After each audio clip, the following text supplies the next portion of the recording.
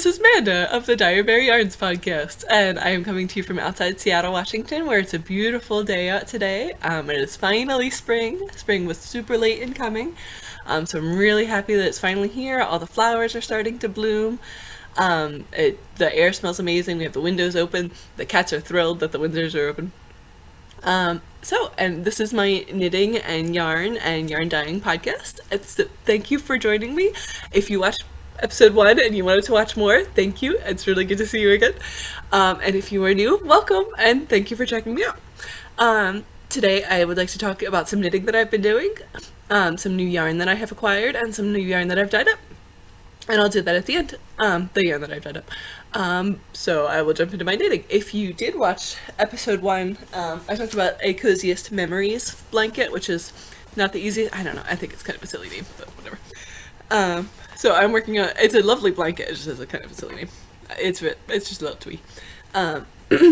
But this is my progress on it. I think I had 1 row and maybe this square done last time, so I put a good amount on it. These two are Madeline Tosh, Prairie Fire, I think, and Livy and Rose, The Life in Pink, and then Tennis Fiber Arts, Fancy Images Yarn, and back to Madeline Tosh.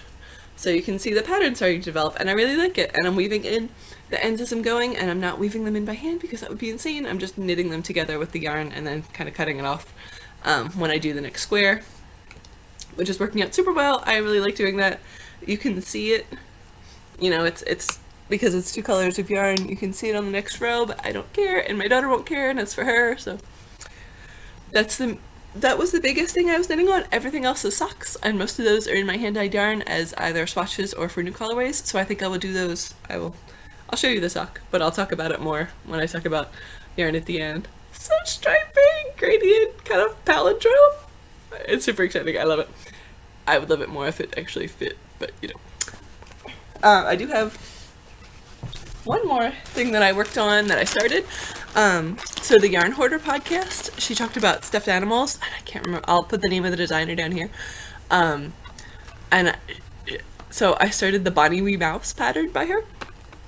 It is super cute. I love it. I've never made stuffed animals before. I didn't realize that you had to stuff them as you go, and I don't have any stuffing. So I knit a foot, and now I need to get stuffing, and then I can knit some more. But it's a super cute little foot. So that kind of, I cast on very excitedly, and then at a foot, and then I'm like, oh, stuffing? I don't have any of that. And then I've been to various craft stores like 5 times in the past couple weeks and not got any. Or ordered any on Amazon. So, I'll move on to yarn acquisitions. Lolo Did It has been having these updates of this gorgeous, gorgeous yarn. So I got some. And this is I Heart Michonne, who is from The Walking Dead. So I don't watch The Walking Dead. I'm not big into horror, and I'm not big into things that are that dramatic where you're on edge watching it and you have to watch everything, because I can't knit while I'm doing it. It would mess up my tension, and my whole body gets tense. It's just excessively dramatic for me, so I don't watch it, but my sister does. So I texted her and said, do I heart Michonne?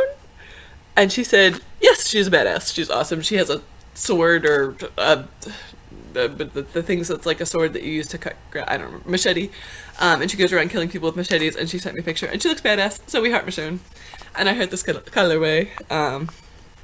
It is this very nice kind of olivey, springy green, and pinks and speckles. These are some black speckles and some more pink speckles, and then I got a little mini in Hello Gorgeous to go with it. I'm not sure. I'm not sure if this will be socks. These would be lovely socks. This would also be a lovely shawl, with this as like a border or some stripes as the mini in it. So I'm not sure what that's going to be yet, but I really like it. I also got, because I watched the Squirrel Pie Productions podcast, and Tommy of that podcast, who is super awesome, and she has chickens, which is super awesome, and I'm very jealous. Her shop opened, Moonstone Dye Works, so I got Come On Over on a sparkle base, which, look how pretty that is. It's this really light blue, and it's got dark blue and pink, and kind of dark purple speckles on it, and I love the light blue. It's like this light rabbity egg blue, and the sparkles. Yeah, you can see the stellina there. So I really like this color. And then when I went to put it in my stash, I put it next to my Volan Vine yarns that I had gotten a little while ago. They go together really well. And I think if I get some pink, this would be the beginnings of a really good So Faded cardigan, which I would super like to make now that I have this yarn that was very inspirational for it. I think I'll do some pink, like a pale pink like this. I might look for it or I might dye it. And I was just looking at sparrow yarns. It's not, I don't know, there's another word in there. So I had some, yeah, the I Heart Michonne is a different tone, so I don't think that'll go with it, but I think this would be the beginnings of a really cool So Faded sweater with probably, this is a stellina base and this is a cashmere base, so they're a different base, but I think that's okay. And I'd probably put the sparkle base up at the top, because it's not itchy or anything. But I really like the So Faded cardigan, but I don't like round neck cardigans, so I need to find if I can do it as a V-neck. My neck, I like to be able to breathe, and if anything's like too close to it, I feel like I can't breathe. I'm not a turtleneck person. So I need to see, I'm sure there's a way you can do a V-neck from top down. I'm not sure how. I've only done them top up before, or bottom up before, so I might need to, I don't know, figure that out. I'm sure there's a way to do it. Knitters are very clever people, and people have solved just about every problem that you could possibly have. So yeah, so I'm super excited about that, because wouldn't that be gorgeous? So that's my yarn acquisitions, and I'm very happy about it. So I feel like I should have more knitting, but I think it's because I've been doing swatching and working on the blankets, and both of those just kind of like take up tons of knitting time without giving you that many products. So April was a really busy month for me. That's I had meant to do these podcasts bi-weekly, and this is the end of the 3rd week since I put out the first one. So if I put this out tomorrow, if I get edited, this might just barely make 3 weeks. So sorry about that. I am going to try to do these every 2 weeks because it's super fun. I really like talking about knitting with anyone who will sit still long enough to listen. So, but this was a dyeing experiment that I did that I think turned out really well, and I'm super excited about it, and I really want to get back to it when I have some more time to do it, because it takes a little bit more time than regular dyeing. My cat just came up. So I dyed self-striping yarn and I dyed rainbow stripes because I love rainbows and they're super popular right now. That's a cattail, if you see this coming in. Sorry. So I could see where the stripes fell. And I did it, and I've seen it called palindrome, which is really cool because it goes the way it goes back and forth. So as soon I had this drying, and I was literally drying it with a hairdryer because I really, really wanted it to cast on and see how it ended up. So I let it dry in the sunshine for a while, and then I dried it, and it was like not really actually all the way dry, but it was dry enough to knit with, which was what was important. So I cast on the sock, and you can see it goes from, starts off with the gray and goes through violet and blue and green, which kind of got mixed up with the yellow, which I think is kind of cool. And then into the pink and back to yellow and green and blue and gray, and then back to blue and green, and then the heel and toe. I have big feet, sorry, so socks are long.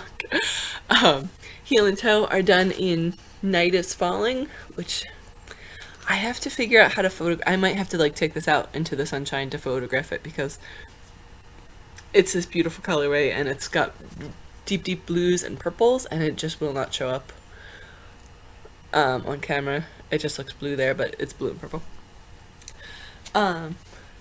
So I super like this. I knit this in like 3 or 4 days, and I did not stop to put it on at any time in that 3 or 4 days because I was just knitting as fast as I could because colors.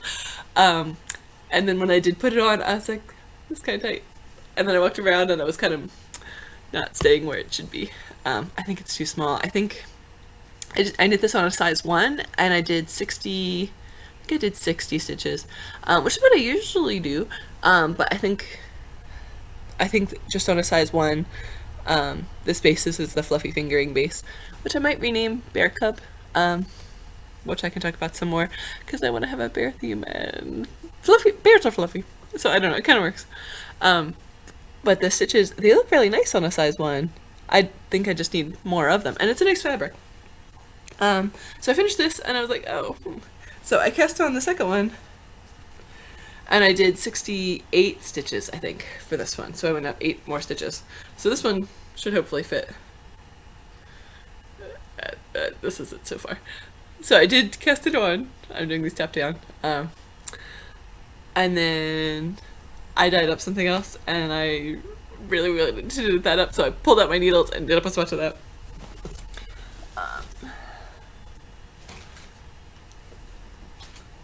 So I will show you these in the skein, and I have mini sets available of these.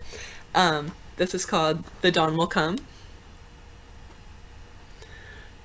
which is both a nature reference and a reference to kind of hope in a dark time, and also Dragon Age Inquisition, if any of you played that. Just slightly. It's from a song in there. But it's also, I love this colorway.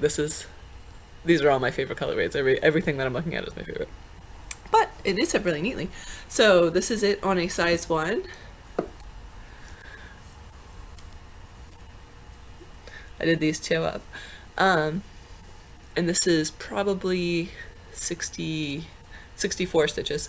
And you get these nice bands. And then if you can kind of see, this is like the blue and lavender and pink in between the bright yellow and the dark blue, which I did not expect to end up next to each other in the knitting. I thought that they would be separated more. I don't know if you can see exactly how pink that is. I don't know. I should have better pictures of these. And then I did it on a size 2 with 60 stitches.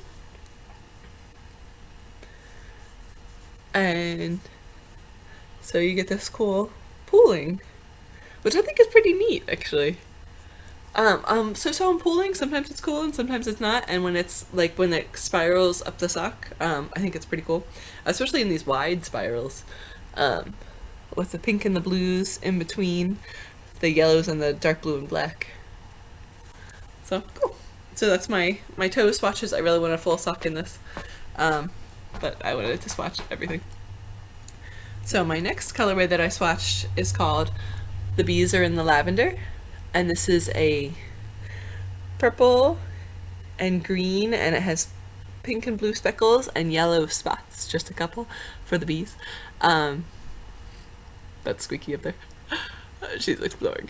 And I love this color. It is so springy and summery and cool. This is the first one I've dyed where I left significant portions of the yarn white as kind of a background or negative space, or just to kind of keep it cool. I thought about doing it a pale blue, but I kind of wanted to see how it knit up with the white, and I think it just gives it such a light and airy feel with the colors separated like that. And this is just the toe, and I've just started.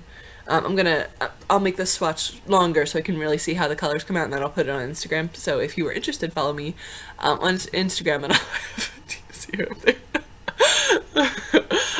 I'll have pictures of it, and then I'll probably put the pictures with the yarn on the yarn page for it. But I love it so far. And there's like the one little yellow spot for the bees. I didn't want Mardi Gras colors, because they would be Mardi Gras colors if I had too much yellow, so I had very just spots of yellow throughout. I need to knit a pair of socks with these with green toes. I'm going to dye up green minis so that I can do green toes and heels and probably cuffs, because I think that will be the most gorgeous socks ever. You know, and my own yarn. But yeah, so I'm super happy with that. There's the ball again. Which moves right along to this mini set that I dyed up. So I have 2 colors that were existing and 3 new colors, which are super fun to come up with, and then I made a mini set, so I will show you the mini set. And then I'll show you the full skein.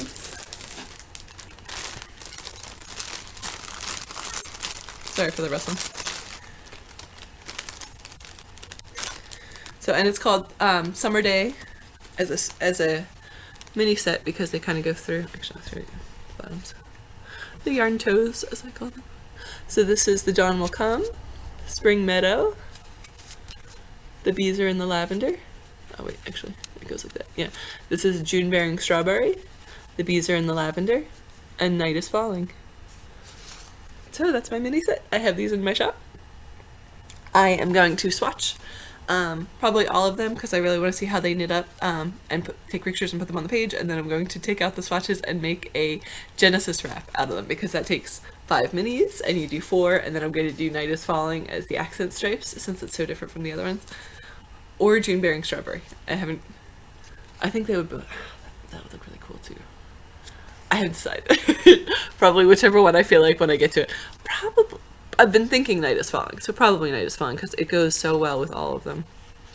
I mean, so does June Bearing Strawberry, but... So, these are in my shop, and now I will show you, I've been dyeing up full skeins. So I also have a new base to announce. This is I'm calling it Barefoot Singles. It's a single ply, 100% merino base. It's really soft, and it picks up color like much more intensely. It picks up the color really, really well. It picks it up so that we get deeper colors on it than on the Fluffy Fingering base, which is an 80/20 4-ply. You still get the deep colors there, but like this one, this is kind of June Bearing Strawberry. It's strawberries and cream almost, and this is very much more strawberries and just a little bit of cream. That's the tie. But so this is on the Barefoot Singles base. 384 yards. It says 100 grams, but then it says 3.5 ounce on the label, which 100 grams should be 4 ounces, so I'm not exactly sure about that. I guess I could just weigh it and tell you.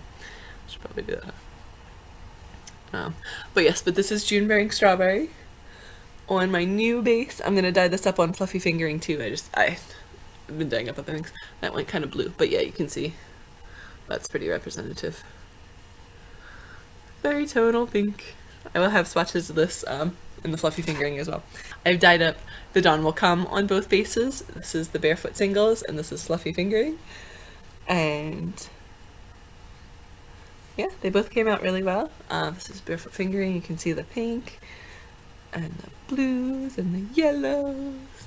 And the dark it goes to, there's like a splash of black right at the end, and then there's the pinks all the way through the lavenders.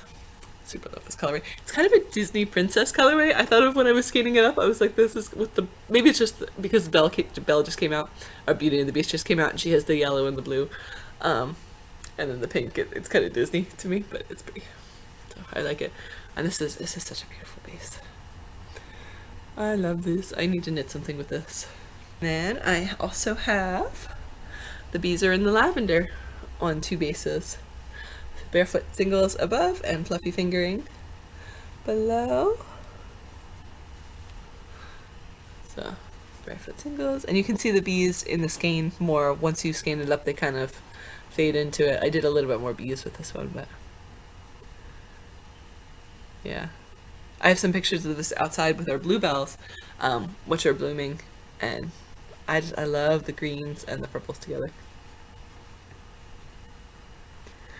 Yes, so that's all in the shop now. I'm hoping to add some more to it. I definitely want to get some more Barefoot Singles in there. I'm probably going to dye up some more tomorrow to add to that, so that should be in by this weekend, maybe by the time this podcast goes out, maybe not. I am drinking, actually I even brought the tea bag over for you. I am drinking some Earl Grey from Equal Exchange, which is a small scale farmer group. I really like them, in my Christmas mug, because what else is more appropriate in May? I just really like this mug. It's a great mug. If you want to see more pictures, I will have some on Instagram, so follow me there at Dyer Bear Yarns if you would like to see more, and hopefully you do. Please like and subscribe if you want to see more of this video. I changed locations. I don't know if you watched the first podcast, you may notice I am in a different location. Hopefully the lighting is better in here, because I can actually pick up pinks. I'm by a window, so I get some sunlight. So I think you can, I don't know, maybe I'll have to watch it and see afterwards to see if you can get more colors, but hopefully next time I'll have some finished objects for you. Hopefully I'll have the Genesis wrap in my mini set, because I really want it. I just want to do all the swatches first, because I love garter stitch, but I feel like you can see the yarn, how it behaves better in fingering weight. I feel like you can see how the yarn behaves a little bit better in stockinette. You can kind of see it more, especially for sock yarn. I always really like when there's swatches of socks, so you can see how it knits up and how it stripes and how it looks out of the skein, because you know, you wouldn't necessarily look at this and have this in your head. I mean, when you're more used to it, maybe you would, but I think it's cool to see them together. And I'll take more pictures so that you can see them. Thank you for watching my podcast. Thank you for joining me today while I shared my knitting, and I'm really excited to see all of your knitting. Please join the Ravelry group if you would like to, and follow me on Instagram, and like and subscribe to this YouTube video, and go make beautiful things.